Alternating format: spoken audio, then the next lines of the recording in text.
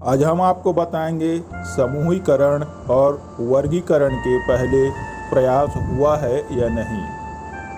यानी जैव विविधता के मामले में यदि हम बात कर रहे हैं तो उसका समूहीकरण और वर्गीकरण के पूर्व प्रयास हुए हैं या नहीं हुए हैं। ऐतिहासिक दस्तावेजों से हमें पता लगता है कि सबसे पहले अरस्तु ने जीवों को उनके आवास के आधार पर समूहीकृत करने का प्रयास किया था।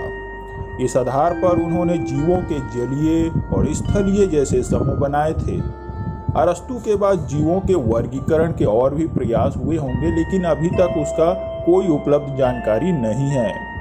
1686 में जॉन रे ने पौधों के वर्गीकरण में पौधों के बाहरी लक्षणों का आधार बनाया। जॉन रे के बाद कैरोलस लिनियस नाम के एक वैज्ञानिक ने दुनिया भर के जितने भी पौधे हैं उनको खंडित किया और क्लासिफाइड करने का कोशिश किया।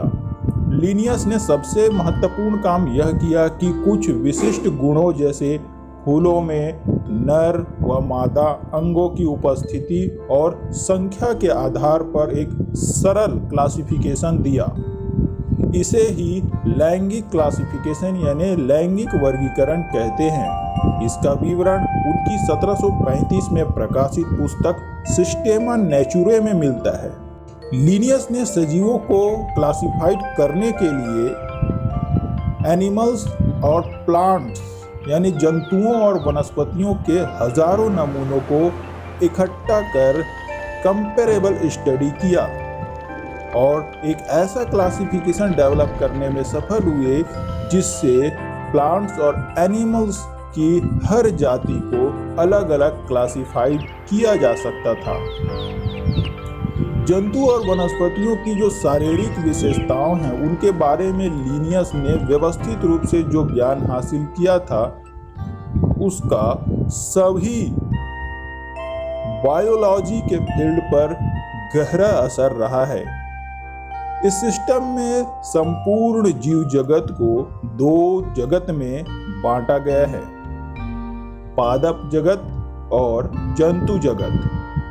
कैरोलस लिनियस ने क्लासिफिकेशन में सबसे पहले पदानुक्रम शब्द का प्रयोग किया था।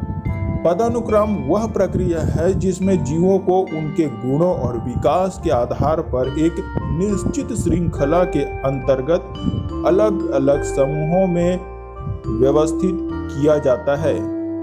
जैसे मनुष्य का पदानुक्रम यदि देखें तो उसके अंतर्गत 7 वर्ग हैं, जैसे कि जगत यानी किंगडम। इसके अंतर्गत मनुष्य का एनिमेलिया भाग आता है जिसमें बहुकोशिकीय जीव होते हैं, यूकेरियोटिक होते हैं और ये एनिमेलिया अंतर्ग्रहण पोषण विधि से भोजन ग्रहण करते हैं। दूसरा भाग है फाइलम यानी संघ। इसके अंतर्गत मनुष्य का कॉर्डेटा जाति आता है और यह कशेरुक दंड वाला होता है, यानी कि इसका एक दंड होता है जिसके सहारे इनका पूरा शरीर टिका हुआ होता है।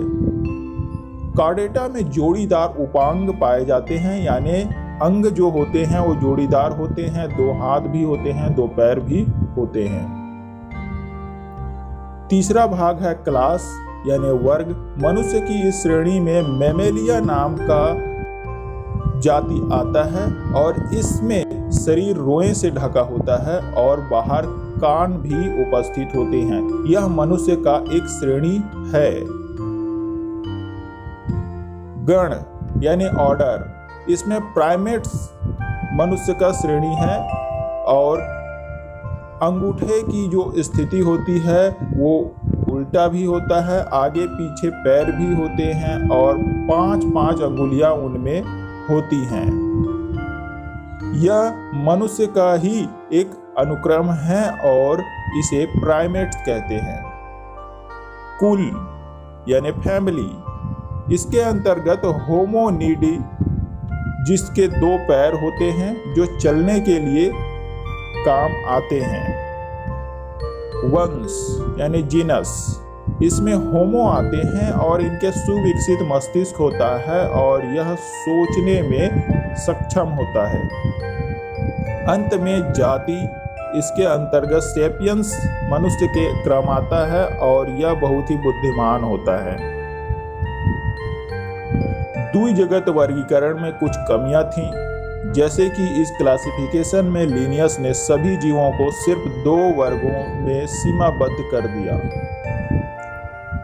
क्या आप जानते हैं कि यूग्लिना एक ऐसा जीव है जिसमें जंतु और पौधे दोनों के लक्षण मिलते हैं। ये एक कोशिकीय जीव है, यानी एक ही कोशिका से बना हुआ जीव है। इसमें हरित लवक पाया जाता है। कोशिका भित्ति का अभाव होता है।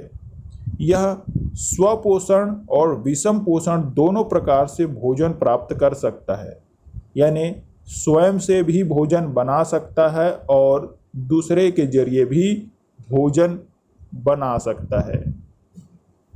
लिनियस की जानकारी के दायरे में कोशिकाओं और उनकी आंतरिक संरचनाओं के संदर्भ में कोई जानकारी नहीं थी।